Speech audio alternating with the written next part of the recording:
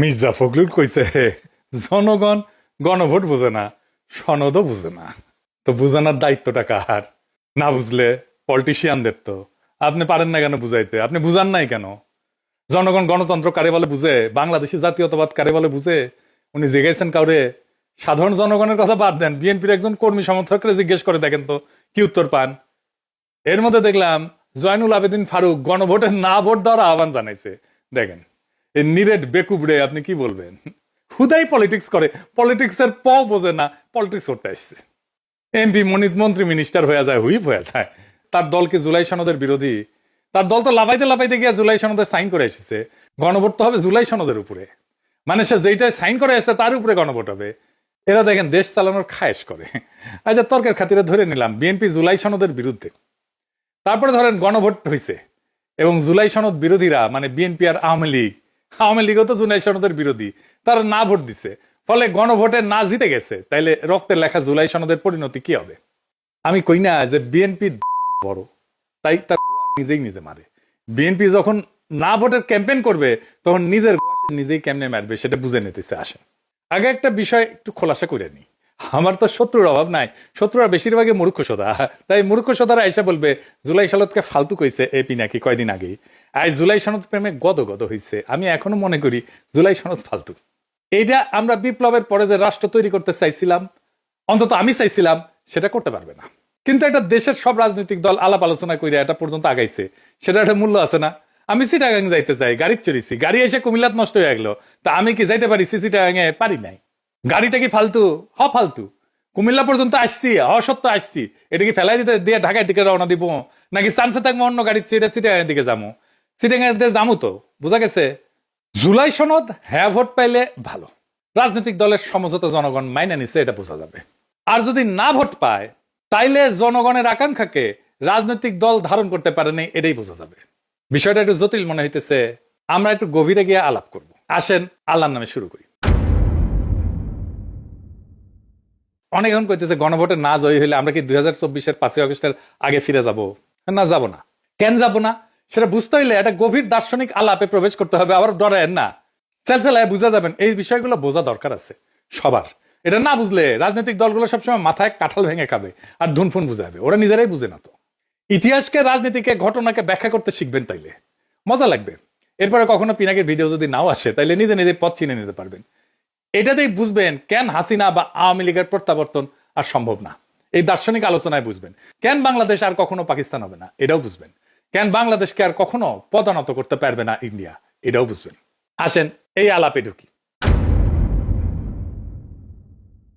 2024 বলেন, 1971 বলেন, বা ফরাসি বিপ্লব বলেন, এগুলো বুঝতে হলে আমাদের একজন ফরাসি দার্শনিক আলাবাদীর শরণাপন্ন হইতে হবে, নাইলে আমরা কখনো 2024 বুঝবো না। আর সারাক্ষণ আতঙ্কে থাকবো এই হাসিনা বোধহয় চট করে ঢুকে গেল, আবার ফেসিবাদ ফিরে আসলো নাকি। উনি জন্ম নিয়েছিলেন 1937 সালে, আমার চাইতে 30 বছরের বড় একজন ফরাসি দার্শনিক, সাহিত্যিক, নাট্যকার, রাজনৈতিক চিন্তাবিদ, একসাথে মেলা কিছু, একই অঙ্গে অনেক রূপ। এলাবাদিও জনগণের জীবনের সেই মুহূর্তগুলোকে বুঝতে চান, বোঝাইতে চান, যেখানে পুরনো নিয়ম ভেঙে পড়ে এবং নতুন সত্য জন্ম নেয়, আমাদের জন্য খুবই প্রাসঙ্গিক। তিনি মনে করেন সত্য নির্দিষ্ট ঘটনার মাধ্যমে প্রকাশিত হয় এবং মানুষ সেই সত্যের মাধ্যমে নতুন পরিচয় তৈরি করে। তার মূল দার্শনিক অবদানগুলোর মধ্যে একটা হইতেছে ইভেন্ট থিওরি। এরই ওনার সবচেয়ে বড় অবদান।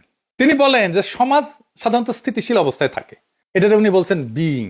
হাসিনার আমলে যখন সবাই মনে করতেছিল আর কিছু হবে না, হাসিনা না মরা পর্যন্ত ক্ষমতায় থাকবে, সেটা হইতেছে বিইং। কিন্তু হঠাৎ কিছু মুহূর্ত আসে যখন আগে সব নিয়ম ভেঙে যায়, এটাকে বলেন উনি ইভেন্ট, এবং নতুন সত্য তৈরি হয়। আর যারা সেই সত্যকে ধারণ করে তারা হয়ে ওঠে সাবজেক্ট। চারটা ধারণা: বিইং, ইভেন্ট, ট্রুথ, সাবজেক্ট।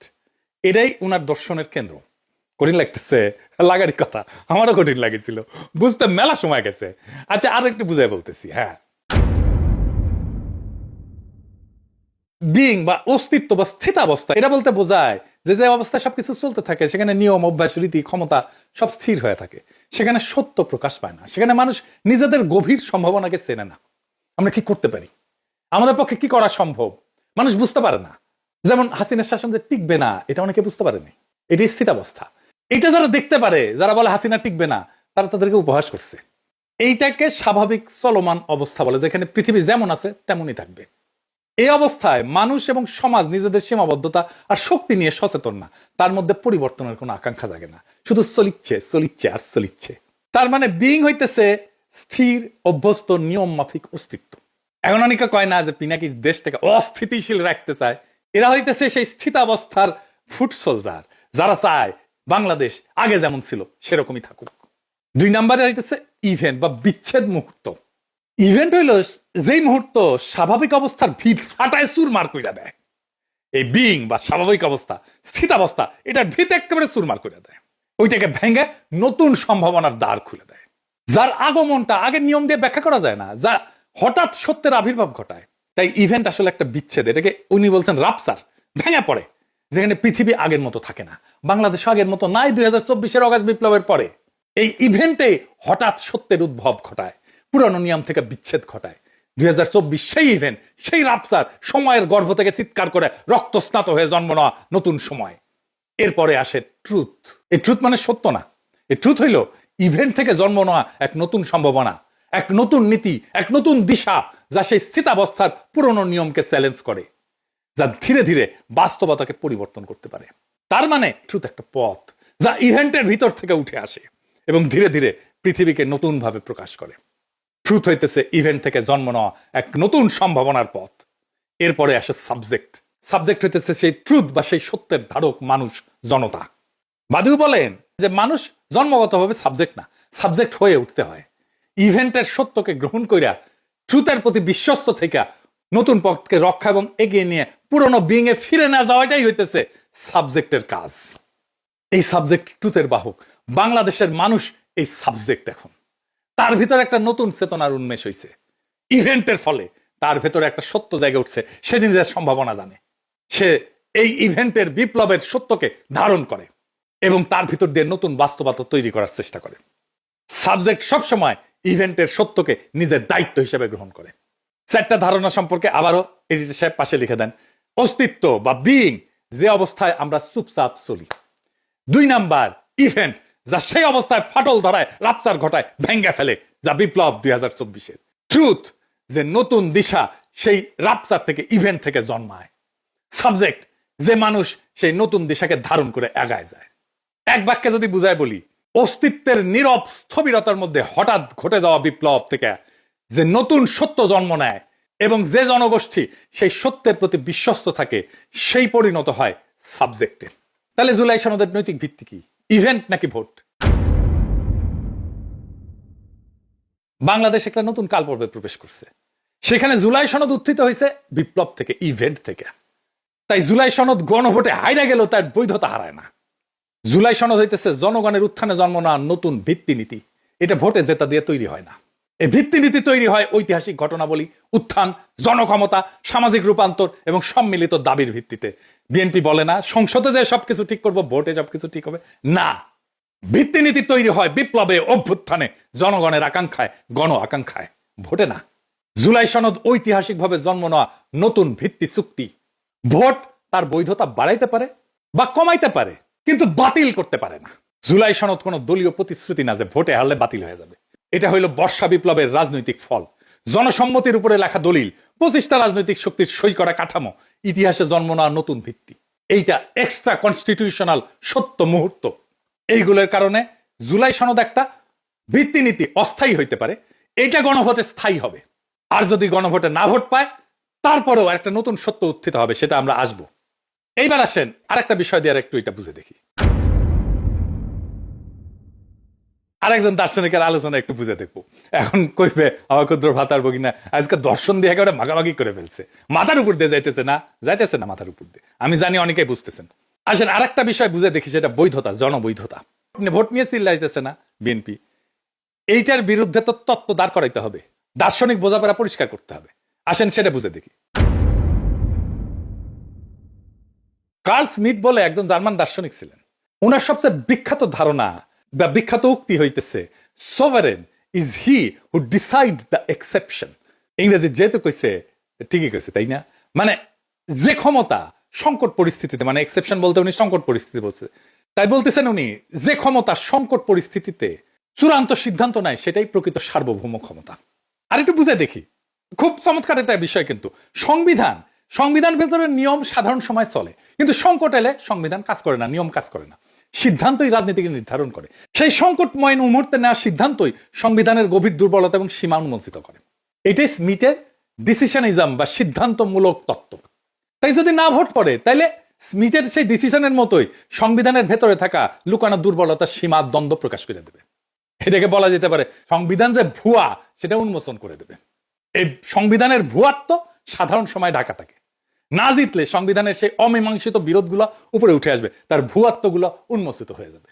কোন দ্বন্দ্বটা সামনে আসবে? জনগণ বনাম দলীয় এলিট, কনস্টিটিউয়েন্ট পাওয়ার বনাম কনস্টিটিউয়েট পাওয়ার, মানে জনসার্বভৌমত্ব বনাম দলীয় আধিপত্য, অতীতের সেন্ট্রালাইজ রাষ্ট্র বনাম জুলাই উত্থানের দাবি করা নতুন কাঠামো, সংবিধানের পুরানো ভাষা বনাম রাজনৈতিক বাস্তবতা।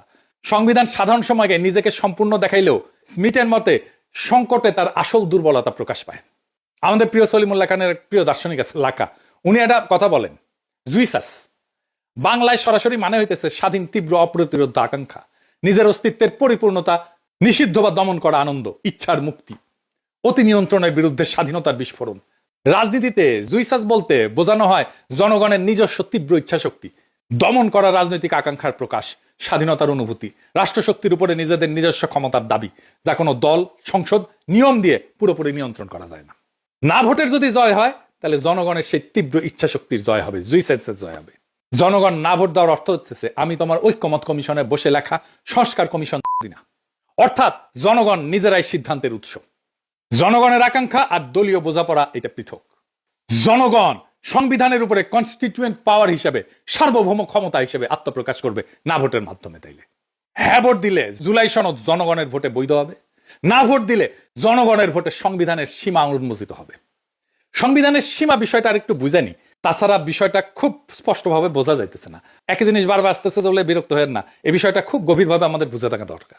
খুব জটিল বিষয়, কিন্তু এটা না বুঝলে আমাদের মাথায় কিন্তু সবসময় কাঁঠাল ভেঙে খাবে।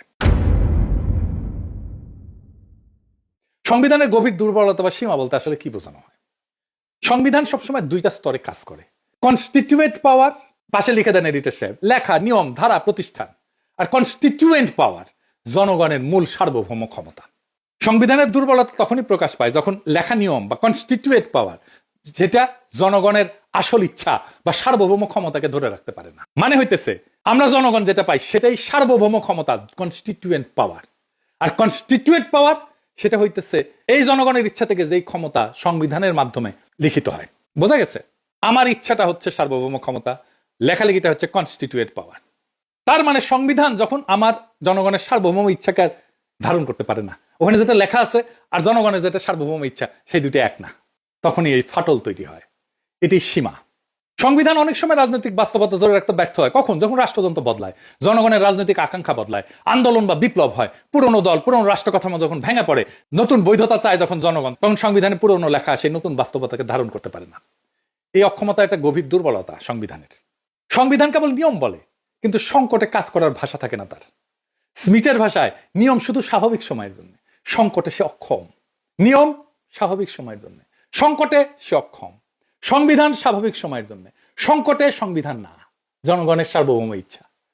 তখন সিদ্ধান্ত রাজনীতির আসল চেহারা দেখায়। যখন নির্বাচন ভেঙে পড়ে, রাষ্ট্র ব্যর্থ হয়, শাসক পালায়, হাসিনা যেমন পালাইছে, জনগণ রাস্তায় নেমে আসে, সংবিধান বলে না কি করতে হবে।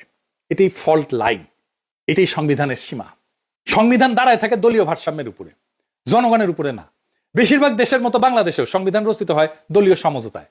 শাসক দলই ব্যাখ্যা করে, আদালত রাজনৈতিক চাপের বাইরে না। ফলে সংকট আসলে দলীয় স্বার্থে আগে আসে, জনগণের সার্বভৌমতা আগে আসে না। এটাই সংবিধানের সীমা। সংবিধান নিজেকে পরিবর্তন করার ক্ষমতা নিজেই আটকায় দেয়। সংবিধানের সবচেয়ে বড় দুর্বলতা হলো নিজেকে পরিবর্তন করতে একই রাজনৈতিক শক্তির অনুমতি লাগে। যদি সংসদ দখলে থাকে, দলগুলো ক্ষমতা নির্ভর হয়, তাহলে সংবিধান বদলানো যায় না, রাষ্ট্র ভেঙে পড়লেও বদলানো যায় না। তাই আমরা পারতেছি না এখন সংবিধান বদলাইতে, কারণ সংবিধানই বলে যে সংখ্যাগরিষ্ঠতার মতামত লাগবে সংবিধান বদলাইতে। এটি স্ট্রাকচারাল উইকনেস। সংবিধান জনগণের সার্বভৌমত্বকে ইনস্টিটিউশনালাইজ করতে পারে না। সংবিধান ধরে নেয় যে জনগণ 5 বছরে একবার ভোট দেবে, বাকি সময় রাষ্ট্রই জনগণের প্রতিনিধি। জনগণ পরোক্ষভাবে সার্বভৌম, কিন্তু জুলাই উত্থানের মতো পরিস্থিতিতে জনগণ সরাসরি ক্ষমতা প্রয়োগ করছে। দলীয় কাঠামো ভেঙে গেছে, বিদ্যমান নিয়ম আর যথেষ্ট থাকে না। সংবিধান এই সরাসরি সার্বভৌমত্বকে ধারণ করতে পারে না। এটাই সংবিধানের ডিপ লিমিট, সব দেশের, শুধু আমাদের দেশের না। সেজন্য আমরা সংবিধানের বদল চাইছিলাম, নতুন সংবিধান চাইছিলাম। সংবিধান রাষ্ট্রযন্ত্রের শক্তির সামনে দুর্বল।